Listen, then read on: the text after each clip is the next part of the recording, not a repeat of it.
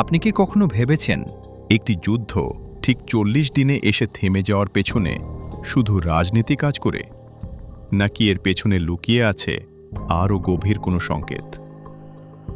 Islamic ইতিহাসে ৪০ সংখ্যাটির যে গুরুত্ব, সেই একই সংখ্যা যদি আধুনিক যুদ্ধের শেষ অধ্যায়ে এসে মিলে যায়, তাহলে সেটা কি শুধুই কাকতালীয় বলা যায়?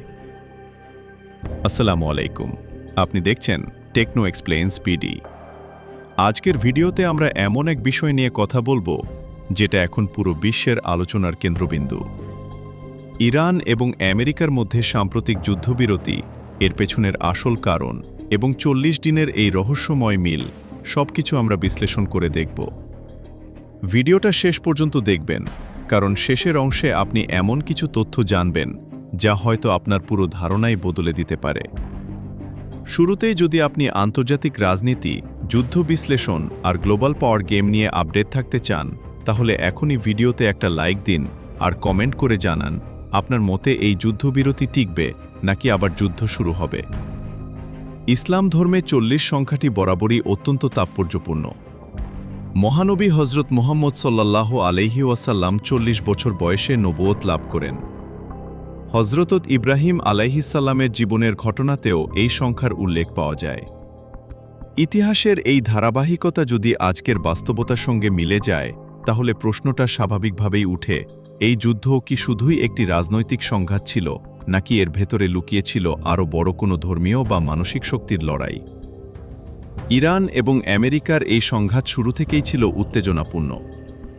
প্রথম দিকে যখন ইসরায়েলি গোয়েন্দা সংস্থা মোসাদ দাবি করেছিল যে কয়েক ঘন্টার মধ্যেই তেহরানের গুরুত্বপূর্ণ স্থাপনাগুলো ধ্বংস হয়ে যাবে, তখন অনেকেই ভেবেছিল যুদ্ধ খুব দ্রুত শেষ হয়ে যাবে।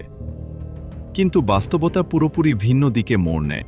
এখানে একটা জিনিস আপনি খেয়াল করবেন, যুদ্ধ যত দীর্ঘ হয়েছে, ইরানের প্রতিরোধ তত শক্তিশালী হয়েছে। একের পর এক পাল্টা আঘাত শুধু সামরিক দিক থেকেই নয়, মানসিকভাবেও প্রতিপক্ষকে চাপে ফেলেছে। এই পর্যায়ে যদি আপনি এখনও ভিডিওটা দেখছেন, তাহলে অবশ্যই কমেন্টে লিখুন, বাংলাদেশ থেকে দেখছি। এতে করে আমি বুঝতে পারবো আপনি ভিডিওর সাথে আছেন। মস্কো থেকে ভ্লাদিমির পুতিন এবং বেইজিং থেকে শি জিনপিং যখন প্রকাশ্যে ইরানের প্রতিরোধের প্রশংসা করেন, তখন এটা পরিষ্কার হয়ে যায়, এই যুদ্ধ শুধু দুই দেশের মধ্যে সীমাবদ্ধ নেই, বরং এটা একটি বৈশ্বিক শক্তির ভারসাম্যের লড়াই।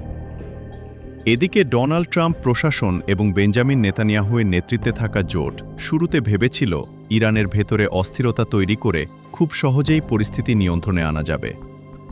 কিন্তু ইরান যে প্রস্তুতি নিয়ে রেখেছিল সেটা অনেকের ধারণার বাইরে ছিল। বিশেষ করে যখন মাটির নিচে তৈরি মিসাইল সিটি থেকে একের পর এক ক্ষেপণাস্ত্র বের হতে শুরু করে, তখন আধুনিক ডিফেন্স সিস্টেমগুলোর কার্যকারিতা নিয়েই প্রশ্ন উঠতে শুরু করে। আর এখানেই আসে সবচেয়ে বড় টার্নিং পয়েন্ট, হরমুজ প্রণালী। স্ট্রেইট অফ হরমুজ বিশ্বের প্রায় ২০ থেকে ২৫% জ্বালানি তেল প্রতিদিন এই পথ দিয়ে যায়। যখন ইরান এই পথের নিয়ন্ত্রণ শক্তভাবে হাতে নিয়ে নেয়, তখন পুরো বিশ্ব অর্থনীতিতে এক ধরনের চাপ তৈরি হয়। তেলের দাম বেড়ে যায়, সাপ্লাই চেইন ভেঙে পড়ে, আর পশ্চিমা মিত্ররাই তখন চাপ দিতে শুরু করে যুদ্ধ থামানোর জন্য। এখানে যদি আপনি বিষয়টা বুঝে থাকেন, তাহলে ভিডিওটা শেয়ার করে দিন আপনার বন্ধুদের সাথে, কারণ এই তথ্যগুলো সবাই জানে না। সবচেয়ে বড় চমক আসে যুদ্ধের শেষ পর্যায়ে।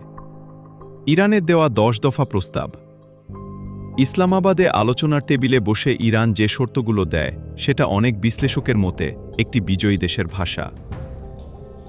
নিষেধাজ্ঞা তুলে নেওয়া, সামরিক উপস্থিতি কমানো, এই ধরনের শর্তগুলো মেনে নেওয়া ছাড়া যুক্তরাষ্ট্রের সামনে আর কোনো সহজ পথ ছিল না।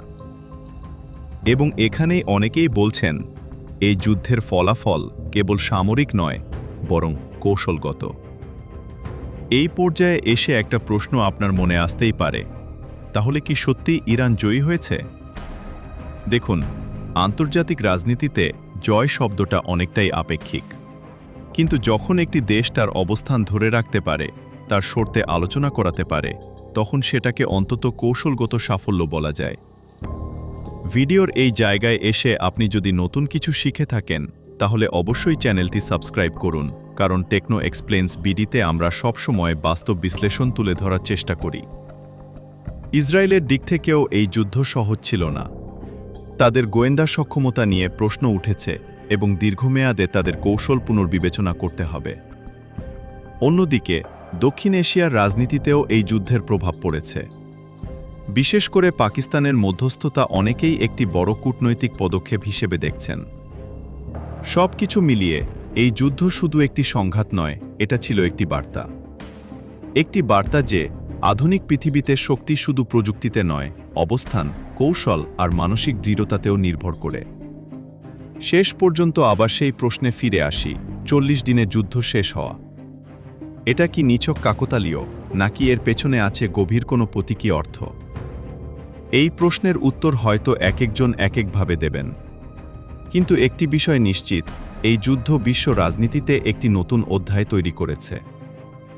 ভিডিওটি যদি আপনার ভালো লেগে থাকে তাহলে লাইক দিন, শেয়ার করুন আর কমেন্ট করে আপনার মতামত জানান।